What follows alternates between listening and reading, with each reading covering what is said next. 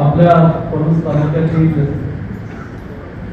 जिल्हा परिषद पंचायत समितीच्या माध्यमातून जे मुख्यमंत्री समृद्ध पंचायत राज अभियान जे आता आपल्या पळूस तालुक्यामध्ये सुरू होत आहे, त्या अभियानाच्या कार्यशाळेच्या उद्घाटनाच्या या कार्यक्रमाच्या निमित्ताने इथे उपस्थित असणारे पळूस तालुक्याचे नेते आणि रयत शिक्षण संस्थेचे उपाध्यक्ष, सांगली जिल्हा मध्यवर्ती बँकेचे संचालक सन्माननीय महेंद्र पलाड, आपल्या पंचायत समितीचे गट विकास अधिकारी, कार्यक्षम अधिकारी सन्माननीय राजेशजी कदम असल्यामुळे जबाबदारी जास्त इथे उपस्थित असणारे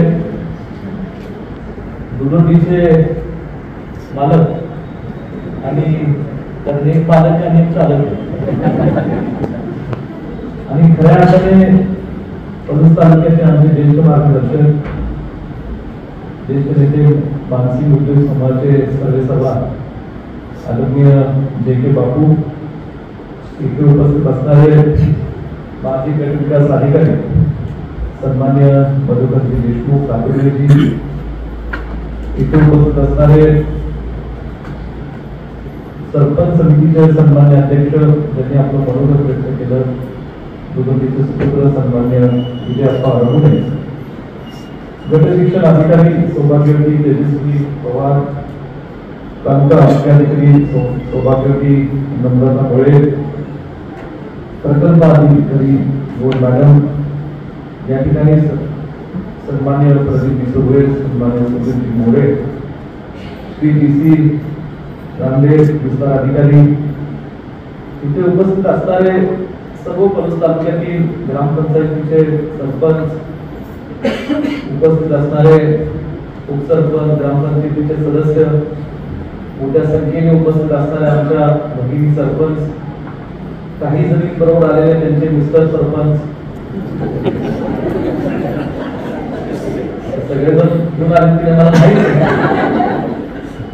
उपस्थित असणाऱ्या सर्व आमच्या महिला भगिनी सदस्य, पत्रकार, उपस्थित सर्व पंचायत समितीचे अधिकारी बंधू, प्रथमतः आजच्या या अत्यंत महत्वाच्या राज्य शासनाच्या माध्यमातून राबवण्यात येणाऱ्या अत्यंत चांगल्या कार्यक्रमास मला येण्यास उशीर झाला, त्याबद्दल मी आपल्या सर्वांची, विशेषतः आमच्या माता भगिनींची मनापासून दिलगिरी व्यक्त करतो, क्षमा मागतो.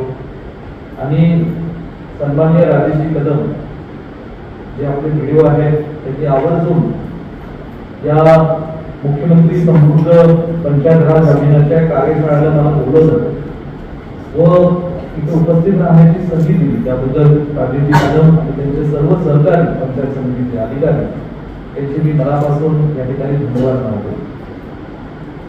खरं तर आज ही कार्यशाळा तुमच्या माझ्या दृष्टीने अत्यंत महत्वाची आहे, कारण आपला भारत देश, महाराष्ट्र राज्य, एकूण आपला सांगली जिल्हा आज ही 60 ते 70% ही जी लोकसंख्या आहे, जे काय आपलं दळणवळण ग्रामीण भागातलं चालतं हे ग्रामपंचायतीच्या माध्यमातून चालतं. देशाला स्वातंत्र्य मिळालं, स्वातंत्र्य लढ्यात आपल्या देशाचे राष्ट्रपिता महात्माजी गांधींनी त्या काळात सांगितलं होतं की देश विकसित करायचा असेल तर खेड्याकडे चाला, आणि ग्रामीण भागाला समृद्ध करण्याचं, ग्रामीण भागाच्या स्थानिक स्वराज्य संस्थांना, तिथल्या ग्रामीण भागामध्ये असणारे जे ग्रामस्थ आहेत, शेतकरी आहेत, तिथल्या आपल्या माता भगिनींना समृद्ध करायचं, त्याला ताकद देण्याचा दृष्टिकोन हा स्वातंत्र्य लढ्यापासून सातत्याने आपल्या भारत देशामध्ये आणि महाराष्ट्रामध्ये राहिलेला आहे. तसं पाहिलं तर देशामध्ये कुणाची का सत्ता असणार, पण पंडित नेहरूंपासून स्वर्गीय इंदिरा गांधींपासून स्वर्गीय राजीव गांधींपासून ते स्वर्गीय अटल बिहारी वाजपेयी ते मनमोहन सिंगांपर्यंत आणि आता असणारे जे काही सत्ताधारी लोक आहेत राज्यात असतील, या सगळ्यांनी नेहमीच ग्रामीण भागाला प्राधान्य देत आपल्या ग्रामीण भागाचं सगळंच अर्थकारण असेल, तिथले रस्ते असतील, तिथले सांडपाण्याची व्यवस्थेसाठी गटारे असतील, तिथल्या सहकारी संस्था असतील, या सगळ्या गोष्टींमध्ये एखादं गाव कसं विकसित होईल त्याच्याकडे बारकाईने लक्ष देऊन विकसित करण्याचा मनापासून प्रयत्न केला. केंद्र सरकारची, राज्य शासनाची अनेक योजना आहेत. त्या योजनांच्या माध्यमातून आपल्या ग्रामीण भागातला थेट फायदा कसा होईल हा प्रामाणिक प्रयत्न सुद्धा गेल्या अनेक वर्षांपासून हळूहळू त्याच्यात पारदर्शकता कशी येईल आणि थेट लोकांना त्या गावात राहणाऱ्या जास्तीत जास्त फायदा, ती कुठली का जाती धर्मातील असो, कुठल्याही समाजातली का असो, त्या सगळ्यांना फायदा कसा होईल हा पाहण्याचा प्रयत्न सुद्धा झालेला. मला वाटतं ज्यांनी ग्रामपंचायतीमध्ये गेले 20-25 वर्षापासून काम केलेलं आहे त्या सगळ्या कदाचित लोकांना आठवत असेल की पूर्वी जेव्हा एखाद्या गावाच्या विकासासाठी निधी यायचा तर तो ग्राम जिल्हा परिषदेमध्ये यायचा, राज्य शासनाकडनं जिल्हा परिषदेमधनं पंचायत समितीला यायचा, पंचायत समितीच्या माध्यमातून गावाला पोहोचायचा आणि त्यातनं मग ठरलं जायचं की त्या गावातला कुठला वॉर्ड या कुठल्या समाजातली काय लोकवस्ती असेल त्या लोकवस्तीवरचा किंवा त्या वॉर्डवरचा विकास हा कसा करायचा. परंतु गेल्या 5-10 वर्षापासून आता ही पद्धत बदलली आणि मोठ्या प्रमाणात त्यात बदल झाले.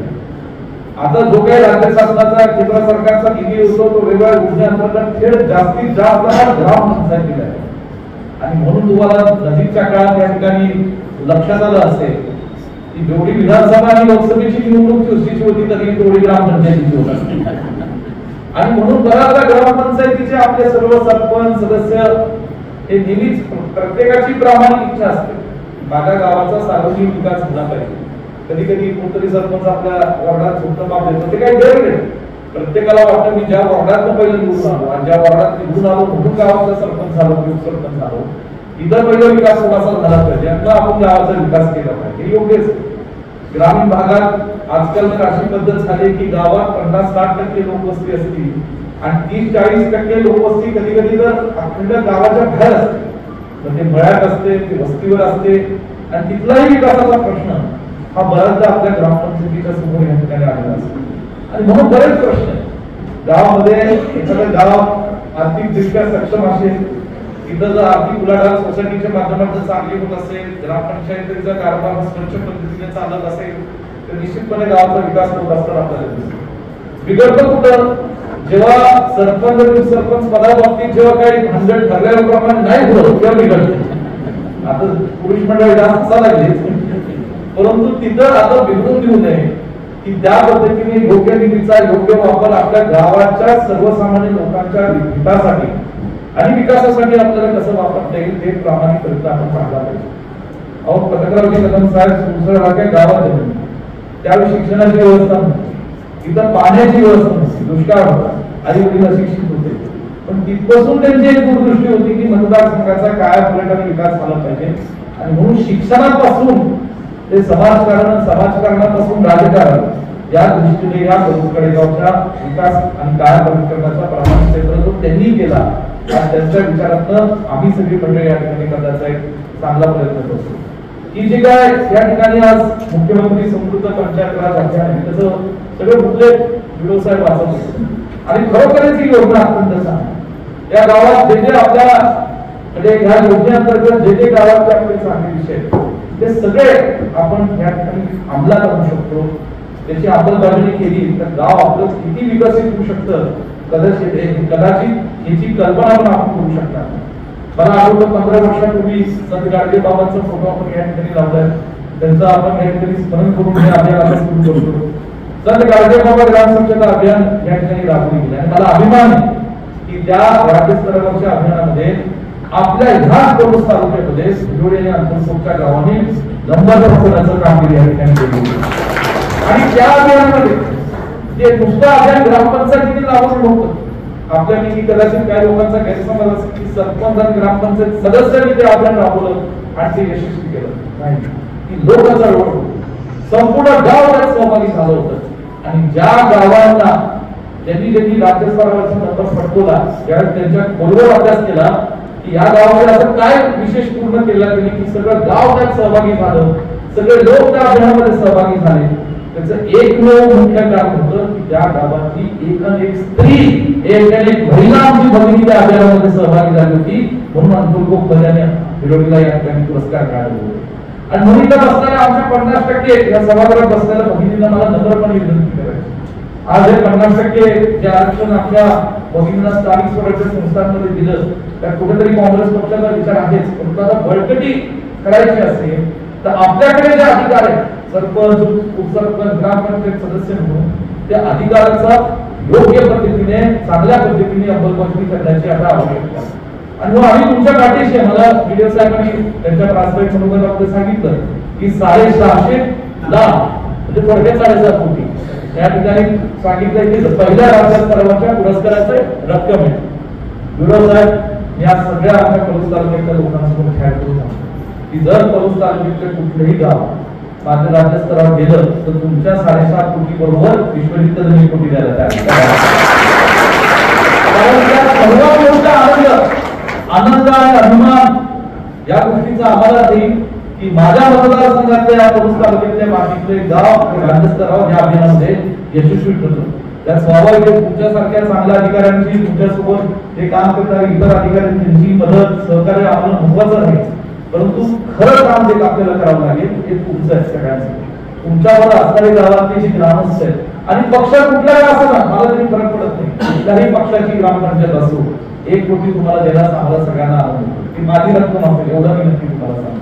आणि म्हणून त्यांनी सांगितलं तालुका स्तरावरचा पहिला टप्पा आहे, जिल्हा स्तरावरचा आहे, मग विभागाचा आहे, मग राज्य स्तरावरचा. आता त्याचं सुद्धा ब्रेकअप मी घेऊ शकतो, पण आज देत नाही. परंतु हे आपण सगळ्यांनी जे पुरस्कार मिळावे त्याच्यासाठी दिवस रात्र थोडं डोकं चालू लक्षात ठेवा. जनजागृती ही पहिलं करणं फार आवश्यक आहे. त्या तालुक्याच्या संदर्भातले विषय तर आज आपण पाहतोय करोनाचा काळ आपण सर्वांनी दुर्दैवी पाहिला आणि त्याच्यानंतर स्वच्छता त्या ठिकाणी इतर काही गोष्टी आपल्याला हळूहळू त्याचं महत्व अधिक जास्त पद्धतीने आपल्याला करावं लागतं. आरोग्य आणि इतर काही गोष्टी असतील त्या सगळ्या गोष्टींवर आपण बारीक लक्ष केंद्रित केलं तर मला वाटतं आज या ठिकाणी जे काही सामाजिक न्यायाचे विषय इथं गाव पातळीवरची संस्था सक्षमीकरण करणं, जलसमृद्ध, आता बऱ्याचशा गावांमध्ये जलजीवन मिशनची कामं करायची पूर्ण झाली असतील, काही ठिकाणी रखडली असतील, परंतु हाही त्याचा महत्वाचा मुद्दा आम्हाला या ठिकाणी सांगायचा आहे. म्हणून आपल्या सर्वांना मला नम्रपणे विनंती करायची की हे अभियान अत्यंत चांगल्या पद्धतीने राज्य सरकारने आणलंय. त्याचा पुरेपूर फायदा घेण्यासाठी आपण ग्रामपंचायतीचे सरपंच, उपसरपंच, सदस्य एकत्रितपणे सगळ्यांनी पक्ष बाजूला ठेवून या ठिकाणी एक दिलाने एक विचाराने आपण कामाला लागावे. ज्या वेळेस कुठल्याही ग्रामपंचायतीला जर कुठली मदत लागेल तर या मतदारसंघाचा लोकप्रतिनिधी म्हणून त्या गावाला लागेल ती मदत करण्याकरता मी तुमच्यासोबत उभा आहे. म्हणून हे आव्हान आपल्याला यशस्वी करायचंय, यशस्वी राबवायचंय. तुम्ही सगळी मंडळी या ठिकाणी आज ग्रामपंचायतीमध्ये आपापल्या स्तरावर चांगलं काम करा. बरीचशी शहरे माझ्या ओळखीचे म्हणून त्यांच्यातली क्षमता मी पाहू शकतो की त्यांच्यातली जिद्द आहे, हिंमत आहे, त्यांनी ठरवलं ते करू शकता. फक्त आता ठरवण्याची आवश्यकता आहे. म्हणून आपण सगळ्यांनी या ठिकाणी या कार्यक्रमात नवी ऊर्जा घेऊन आपल्या गावामध्ये हे अभियान कसं यशस्वी करता येईल त्याच्याकडे प्रामाणिकपणे आजपासून कामाला लागावं. मी पंचायत समितीचे त्यांच्या आपले कदम सरांचे आणि सगळे इथं जे काय आलेले आहेत, आता जे महेंद्रप्पा असतील, विखे बापू असतील, हे सगळे 2 संस्था चालक आहेत ते सुद्धा जिथेही काही कमी लागलं तर ती दोघं मदत करतील. बरोबर ना बापू? सगळी मंडळी आपण तुमच्या पाठीशी आहोत, त्यांना चांगला उपक्रम आहे. हे सगळे जण या ठिकाणी आपण मला वाटतं यशस्वी करावी. पुन्हा एकदा राजेश कदम सरांनी मला बोलवलं त्याबद्दल मी आपले मनापासून धन्यवाद मानतो. सगळ्यांची कार्यक्रमात उशीर झाला त्याबद्दल मनापासून आपली दिलगिरी व्यक्त करतो आणि माझं म्हणून सुद्धा थांबवतो. जय हिंद, जय महाराष्ट्र.